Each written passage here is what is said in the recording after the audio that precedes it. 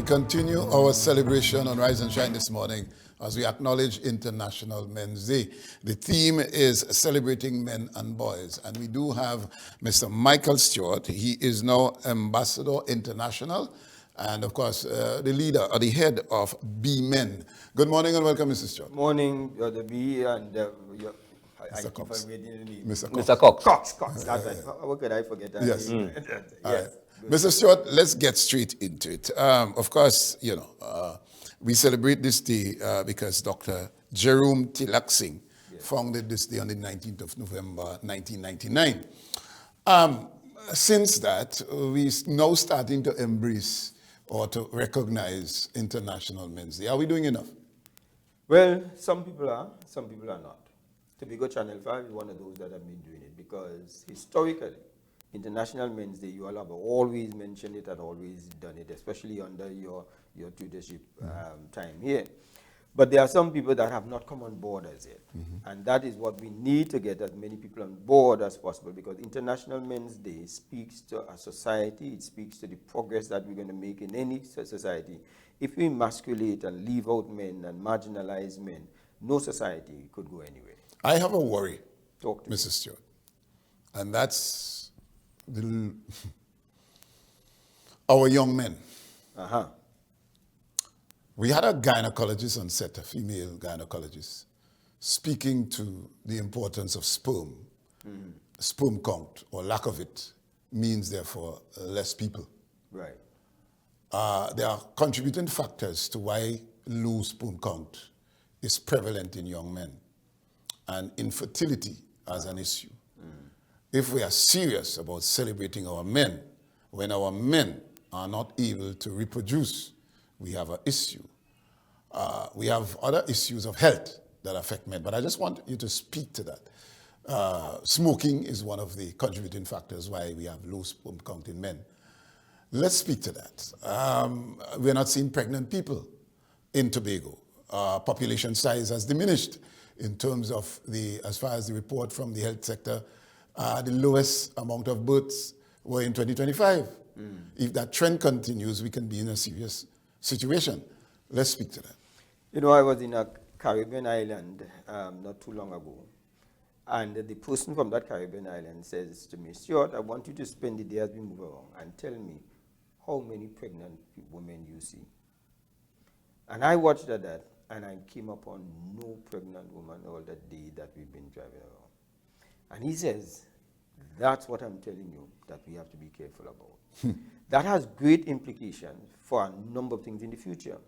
If you don't have young people coming up to replace those of us who are going out, even our pension is threatened, because once you come in, you're working into the system, you are now paying taxes, etc., so that you can now have tax pension for those of us who retire. If you don't have that pension plan being supplied and so on, NIS and all of those things being supplied, you're going to find that the money is going to run out before somebody who is senior has died. And because we are living longer, because of greater health care, people are living out to 100 and something long. I went to visit a gentleman, his friend told me overseas, hey, I have a friend who is in a home, he's 100 years old, he's 102 years old. Just go and check him and see how he's doing. So I went to the home, and the home says, well, is he expecting you? I said, no. He says, well, you should have called. I said, but if he's in a home and 102 years old, should I be calling? He said, no, because this man don't stay around. He just go out and lime and come back. Right. Good. But, so he is still at a healthy stage at 102 years old. Now, when you have to live that long and now you have to get pension that long, and you don't have a generation coming up who paying into that, we have a crisis. Celebrating men and boys, all right?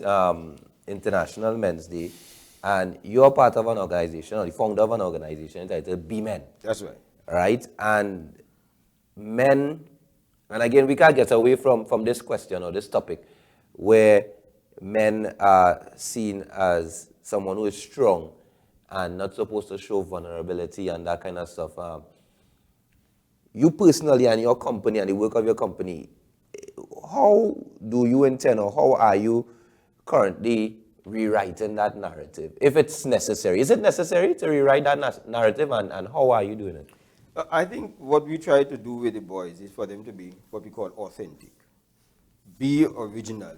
Have the kind of personality that if you are struggling, you might not want to say publicly that you're struggling, but acknowledge that you're struggling and get the help for the struggle. I could understand our ego because men really are loyal to egos. So because we have our ego, we don't want to appear weak, and that's okay. You see? I remember when my mother passed away, I didn't want to cry. In fact, I was the one who had to now minister and bury my mother, and that is not a time for you to be on a pulpit crying. But I remember coming out on the gallery, and I was feeling the pain, and tears running down my eyes. I didn't want my brothers to see. So he came out, and he stood at the gallery also, next to me, and he said nothing. And then I hear him sniffing and so on. So I'm here crying. I haven't told him. He's there crying. He hasn't told me. But when we looked at each other, there's a kind of thing, boy, I understand what you're going through. Because we don't, sometimes that boy doesn't need words. They just need the acknowledgement. And when I saw his face and he watched my face, I feel we felt a sort of getting together, a connection. We need a space that we could have men that can be able to understand each other. But we need a society that would also understand men. As soon as a man tries to show his vulnerability, he's criticized. If he doesn't show it, he's criticized. And so we are confused as to exactly what we are supposed to do. What do you feel? And how does it make you respond under that thing? And help direct them now to change whatever bad reaction they have into a more workable and productive reaction. But the lack of expressing how you feel as a boy or a man is oftentimes you end up in a situation where, in layman terms, you say, well, you organize yourself now, what's wrong with you? You know, and maneuvering, and I know you spoke about finding that middle ground more or less. Yes. But maneuvering through that space, sometimes you don't have the time because you may be a father, you may be a leader, or in your case, you may be on the pulpit in a particular situation. So you don't really have the time to maneuver, and someone or even yourself may be affected in that particular instance. How do you prepare for situations like that? Well, I withdraw. I just give in my own personal thing. If I'm going through something, I need time. After I get that time, then I can now come out and talk.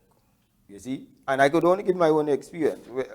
I got news that my brother had passed away. But my wife understood me.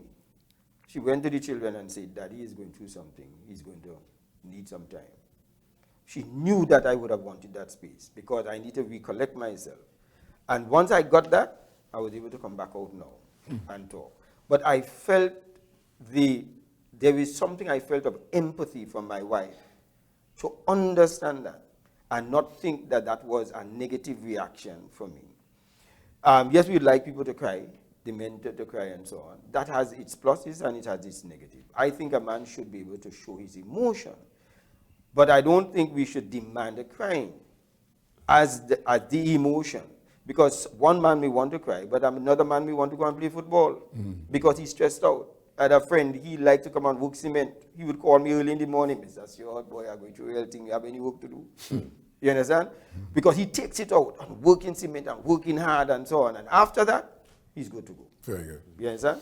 All right. So, as we celebrate this day, we do have the issues that I just spoke to Mr. Dinune, and a space for men. You said it a while ago. Men's health was an issue, and the Blue Room was established. Men can go there and have their health checked and so on. However, the support at home, in most cases when there's an ailment that a man detects, for example, I made the complaint about the belly. Yeah. He might complain to the wife, girl, I'm feeling good, I'm feeling this pain here. And she would ask, how long? The first thing she would say to you, the best you go to the doctor. You mentioned the word ego. There is something that is preventing him from making himself come to the reality that, look, the Bushmits now, whatever you said by Mr. Doonan, can't help you. You need to get the scientific and from the doctor. But he will not go unless he fall down in the house. Let's speak to what we need to do to have our men have this annual checkup to ensure that they are healthy. We have the Blue Room. Men are still reluctant because of, I say ego, I don't know what else. How do we convince men, if they're not healthy, they can't function? I think one of the most vulnerable parts of a man is to find out that he's ill. To find out that you're ill means that a lot of things that you could have done, you're not going so you don't want to know? No, he doesn't want to know. Men have told me, especially when it comes to his sexual prowess, that he says, Mr. Stuart, I'd rather not find out. I'd rather dead. That's what they say. But you are right. A doctor said most men that come in to get help was pushed by a woman. So a lot of times, if we leave it up to us, we would not do it. I haven't come through and be a survivor of prostate cancer. I think it was the support of my wife that has helped me tremendously through that entire journey. But we want to encourage men to be able to allow yourself to be vulnerable enough, because many times if you get the information and you do the screening early, you can live longer. But to be able to be in the pain that would accompany the illness, at that point in time, you regret that you didn't. So coming up on Friday, we're going to be at the same Blue Room. We collaborated with the Tobago Regional Health Authority and a lady who does massage. Her organization is called I Massage You. So at the Blue Room, we're going to be doing massage, not the full body, but we'll take off the shirt and we massage, because we are stressed out people in some cases, and massage sometimes helps to bring that down. One of the things that we're going to be doing is rapid results HIV testing. That is going to be a challenge for many. I remember when going for mine, I went for mine recently, and a young man was inside there, and they said, well, part of what we're doing is HIV. He said, no, not me, and he get up and he left. Wow. He said, you don't want that. Because to find that out. It's a challenge. You understand? But I think that is necessary. So we'll be doing rapid results. We're doing blood pressure. We're doing diabetes. We're doing BMI, the body mass index, and so on, to be able to find out exactly where we are. If we don't do that, had I not done that, because when I went to do it, and I found out that I had cancer, the doctor told me I would have had 5 years at the rate had I not come in. It's now 9 years since that has happened. So I more or less allowed myself, because of the action I took to get screening and be vulnerable enough. It was scary to find out the results. And he tells me, but how come? Where that come from? And so on. But once you come through that, you're good to go. There's a gentleman who went, well, his wife had called me and told me that she wanted me to talk to the husband, and because he doesn't want to go. So she put him on the phone. I never met the man. And I spoke to him and I told him they need to find out. If you check it and nothing is wrong, at least your mind secure. If something is wrong, you might be able to catch it early. So the next call I got, she was on the phone crying outside the surgery room, saying the husband went checked and found out he had it. And he has gotten it at an early stage. And he said the doctor told him it's a good thing he came in. So she was more or less crying for thankfulness that he did it. And the doctor just told her. And before Mr. Cox, I just want to ask you, we spoke about it already, but it's important to talk about. Mothers who think they are fathers are raising the boy child, but really knows that he needs a father. There are some fathers that are locked away because they're wrong daddy. And that was debated, and we had that already. And there are other reasons why some children are not allowed, either by the court or by just a malicious mother or wicked mother, saying that you will never see a child again. Let's speak to the role fathers have to play, whether the relationship is good or not. And what do we need to do to have those mothers who, for some reason, just do not want this child to be around the daddy. The daddy, in some cases, are willing to be a father to the child. Let's bring those issues, the trauma between the child and the father. The father wants to be the child, but something is preventing that. They're going to sign the warrant because he can't mind the child. And let's speak to all those little nuances. So for some women, the child is a weapon of choice. Weapon. Weapon of choice. Oh my goodness. Yeah? To be able to control the man by preventing him to have access to the child. So it's something that we're supposed to stamp out. But the system has got to stamp it out, because automatically, once a woman makes a report concerning a man, it is believed without having to be investigated. And that we have to be very careful about. Because there are some men who want to be in the life of their children. Right? And they are prevented from doing it. One lady took her gentleman and said she doesn't want him to be in the child's life. And he was so distressed about it. When he did the investigation, he was not even the father of the child. You see? And she was accusing him of being unfaithful. And that's why she was saying that she did not want him to see the child. Exactly. Yes, sir? Right. So I think that the system, even the legal system, the paternity fraud that we're talking about, where you intentionally give a man jacket, has to be addressed by the legal system. And even what is the repercussion when you do something and waste court's time and do a thing like that, right? But I think it also helps us men to be able to make better decisions with the women that we see. Choose. Right? And I believe that there are two things that we have to look at just before we go into that. A lot of time we make this interest, the decision on a woman based upon our interest and not our intention. We watch at a woman and she's interesting, she's attractive, and we have plenty attractive women. In Trinidad and Tobago, we have plenty attractive women.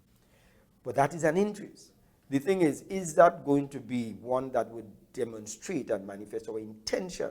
If my intention is family life, making a home and so on, I need to select a woman who is going to be a good woman to be a mother for the seed that I'm going to be planting inside of her.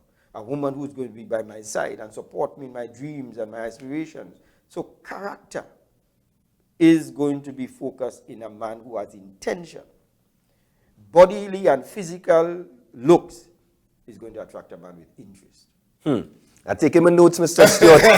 Yeah. Good. Take Quickly writing down my notes this morning. But and of course we recognizing men and boys on this significant day. But just sticking along that vein as well, men may suffer, and of course it's because we're speaking about men today. All right, persons regardless of gender would suffer in different situations, but men may suffer in terms of abuse. And again, coming back to the lack of showing emotions and lack of looking, not wanting to look or be vulnerable. Yes. You may not tell anyone at all. You can't report, or you go in any station and say you've been abused by a woman. You know, in our societal situation, that can be looked down on. Yes. How does a man maneuver through situations of abuse, which is a serious thing? And I have had the opportunity to speak with so many men who have been abused. And they would also say that they have nowhere to go. Where you have a man who is a senior uniformed officer and being threatened by his wife and being hit by his wife and beaten by his wife and so on. But he knows if he retaliates, he's going to be fired from his job. His reputation is going to be attacked. Where do you go? If a woman is going through abuse, we have places that they can go. The government is going to prepare somewhere for her to go so that she could spend the night, cool off, whatever it is. Where does a man go? So chances are he have to go to the bar, take a drink. By the time he takes a drink, he gets drunk, he goes home. But what happens then? So we look at the abuse that takes place after, but do we see the antecedents to the abuse?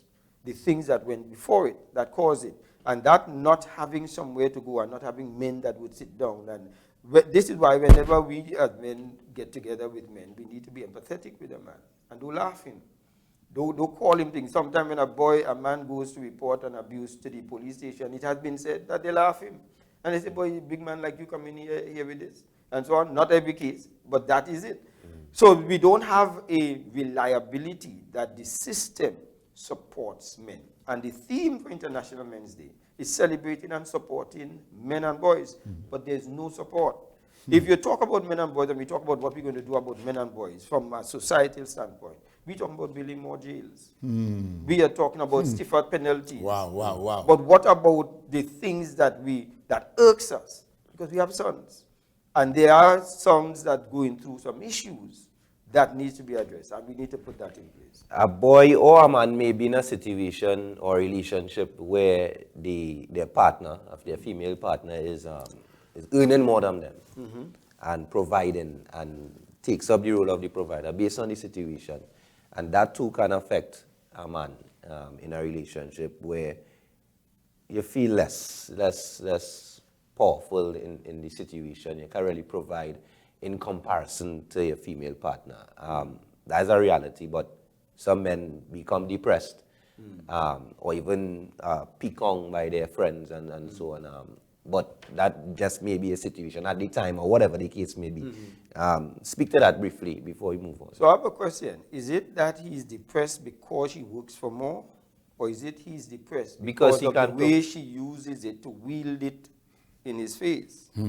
Well, I guess you could take two angles, but the question is more surrounding the fact that his inability to provide as the provider based on the historical or the traditional description of a man. Right, because he's providing. From my interaction with men, and I hear this statement said, men are intimidated by a woman's success. But I've only heard it from women. I've never heard a man say, boy, my wife working for more money than me, and that bothers me. I've never heard it from a man. And I've had many male groups, but I've always heard it from women. What men say is when she throw it in his face, he has a problem with that. You see? So, in one of the islands, I was chatting with a lady. When they met, she was a student in the university. He was the groundsman. That worked then. Once she graduated, she was now a doctor. He didn't look down the road and see that she's coming out to be a doctor. He was still a groundsman. They got married and so on. But when you go to an event and they says the invitation is coming, Dr. So-and-so, and so it's not Mr. So-and-so and, right? So you have that issue also that comes down when it comes to that dynamic that you're talking about. But one of the questions that they ask in those kind of circles, so what do you do, sir? What do you do for a living? Because she's a doctor. They are now being introduced to her husband. So that also is what is going to cause the ego of a man to be affected, not her salary. You see? But it is the way they would now change the conversation and look down on him because he's not earning or he's not in the same rank with her.